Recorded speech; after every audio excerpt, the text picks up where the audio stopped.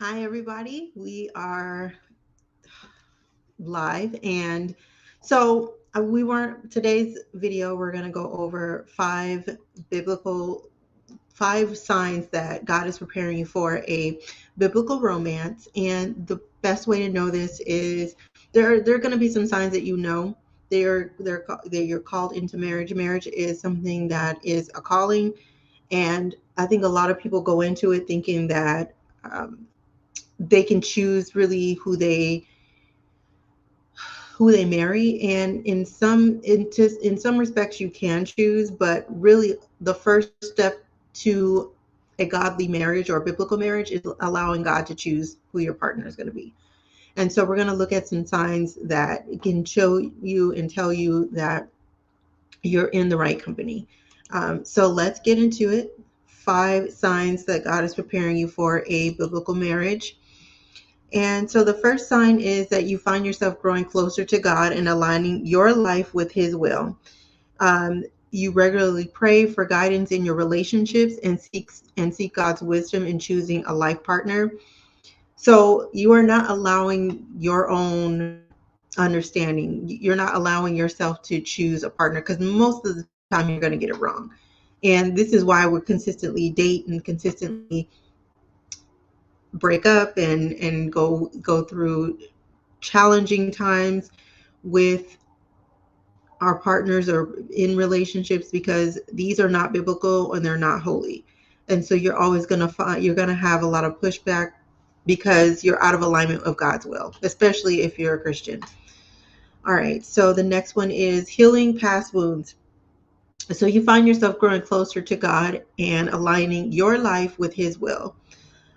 You regularly pray for, guidance in your relationships, but also when you are praying for guidance, you are also praying for um, asking for things that um, could be a hindrance in your relationship moving forward, whether that's for you or whether that's for your partner, for your companion. This could be like if you're passive aggressive, that could be a hindrance for your partner. Your partner might not communicate well like that.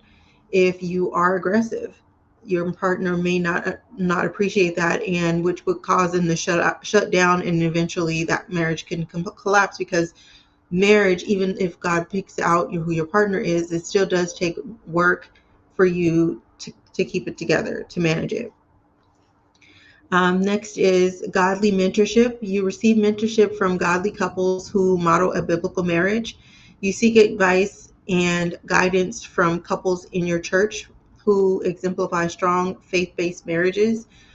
Not just that, you also seek, not just in the church, but just like in your real life, people that you can actually look and see their marriages in your face, like people in your family, friend groups, travel groups, clubs, things like this. Like things that you can see, and in to where you can reach out to the person and ask them questions about, personal questions that you wouldn't be real comfortable asking people about maybe in church per se, but you have a personal relationship with them enough to ask them questions about where you are in your understanding of on the road or en route to marriage. All right. And so also developing patience. You learn to wait on God's timing rather than rushing into relationships. This is a big one.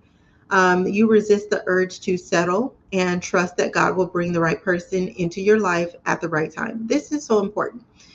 If you can patiently wait for God to bring into fruition the thing that you are supposed to have, and not just marriages, but with other things, this is a sign that you trust God and you trust His will. You trust that everything is fine. You are at peace with waiting.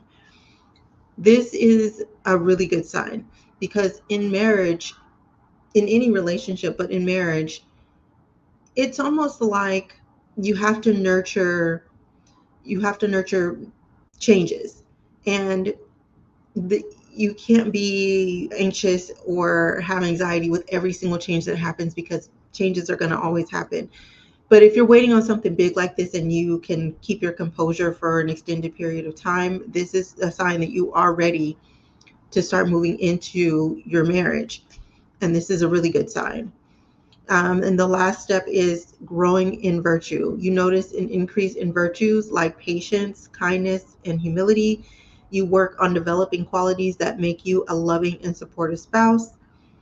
You are becoming more of a virtuous woman.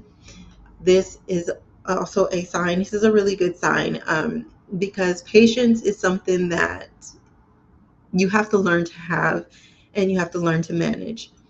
It's something that is an earned keep for sure. It's not something that you just have one day. It is something that you have to develop, and God can give you a measure of patience and a measure of faith, but you ultimately have to do the work to grow that thing, to grow that talent. Um, and then kindness is something that isn't necessarily, I think people get kindness and niceness confused. Kindness is something that is in you, and niceness is something that's on you. And the two different are they're very, very different. Kindness comes from within, and it's something that you can always have. Even when you're under a lot of pressure, you can still be kind. It's okay. Niceness kind of comes off when you're under pressure, because it's on you. It's not something that you can actually hold on to. So that is something that's very important to have. Also, humility. Humility isn't about being a coward. Humility is actually having strength, and it's humility. God showed me is power. It's actually a soft power. Power is something that is, when used right or when managed properly, it is something that is soft and something that is, it doesn't have to be overbearing or um, so much pressure on someone that they're forced into doing something. All right. So humility is a form of power, and this is why God said that, for us to be, have humility or be humble. These are, 5 important things that we must have. And this is how we know that we're on the road to having a biblical romance. And I think that these are so important to have, not just for romance, but just having our Christian, relationships in general. So many times in this world, like, we don't see the type of Christians that we want to see in the world. And these are some of the ways that we can be on the road to that, regardless of if you're going to be in a romance, but especially if you're going to be in a romance, because you have to take care of each other for an extended period of time. And these are so important to have, whether you're in a relationship or not, but especially if you are in a relationship. If you have any questions, please let me know. If you have any questions, put them in the comment. I do have a question for you. What are some signs that you have noticed that you are on a biblical romance? What signs that you didn't see here today that you have seen in your life that let you know that God is showing you that you are on the road to having a biblical romance? Let me know in the comments. All right, bye.